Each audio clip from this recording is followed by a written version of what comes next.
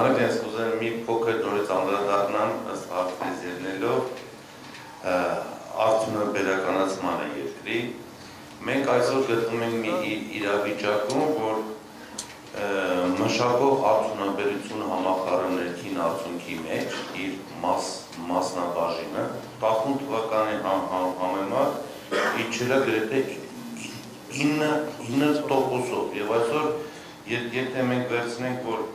եւ գնահատական տանք որ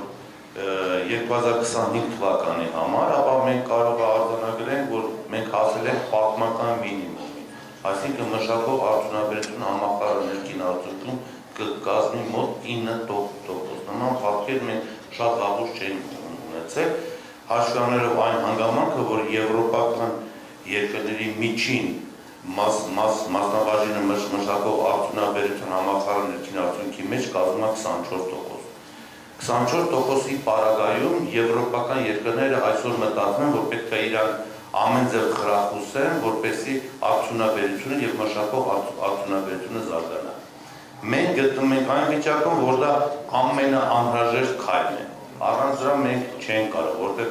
դրան զուգահեռ գալիս է արտահանման ծավալների անկումը։ 24 թվականի 21 թվականի համեմատ, եթե մենք նայենք ապրանքների արտահանումը եւ դրանից զտում ենք վերը արտահանումը եւ դրամային արժեքով դիտարկում ենք ինչ է կարևոր այդտեղի տնտեսության համար, ապա այստեղ մենք ունենք նորից լուրջ անկումներ եւ արտահանման տեսակարը կշիռ համախառն ներքին արդյունքում 65%-ով կրճատվել է 21 թվականի համար, 12% զուտ ծավալի համար։ Սա խոսում է նրա մասին, որ մեր տնտեսությունը այսօրվա կառուցվածքով չի կարող ապահովել երկրի կայուն զարգացում։ Կայուն զարգացման համար մենք նաև միասին աշխատանքային փորձ ենք ունեցել իմ պաշտոնավարման շրջանում, երբ որ հիմքը դրեցինք, որ կայուն տնտեսական արտահանման նման երկրի ամենակարևոր գրավարականներից մեկը դա արտահանման ընդլայնումն է։ Եթե հիշում միասին ծրագիր արեցինք եւ մեկ տարվա մեջ արտահանումը 100 միլիոն դոլարի չափով մենք ավելացրեցինք։ Ես մեր բոլոր գործընկերներին նշեմ, որ մենք արդյունաբերության զարգացման հենգում Նարեկը նշեց, որ տարբեր ծրագրեր ենք իրականացնելու, դու անդրադարձավ կոնկրետ ծրագրերի,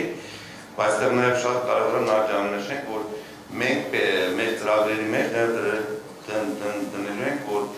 մեր հիմնական կայուն զարգացումը պետք է հենված լինի նաև արտահանելի տնտեսություն ստեղծելու վրա։ Վեր ազգային կորպորացիաների մուտքը պետք է ապահովենք, մենք դա ենք երկար քննարկել, որը իր հետին կստեղծի նոր աշխատատեղեր, կբերի նոր գիտելիքներ, նոր մշակույթ եւ ինչու ոչ նաև կապավի մեր տնտեսական եւ աշխարհասական անվտանգությունը եւս։ Մենք պետք է ըստ մեր նախնական գնահատականները, որ միասին հաշվարկներ ենք արել, մոտավորապես 150-ից 200 միլիարդ դրամ տարեկան մենք հնարավորություն ունենանք համաներդրումներ անել, ինչպես պարոն Բագրատյանն ասել, դա կարող է լինի սուվերեն ներդրումային ֆոնդի միջոցով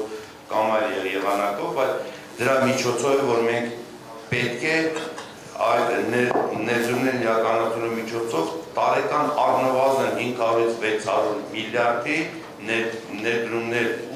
ուղղակի ներդրումներ բերենք մեր տնտեսության մեջ։ Արդյունքում մենք պետք է առնվազն 5 տարվա մեջ մշակող արդյունաբերության կշիռը կրկնապատկենք, գրեթե բերենք կազմենք առնվազն 10-20%-ի, արտահանումը համախառն ներքին արդյունքում պետք է այսօրվա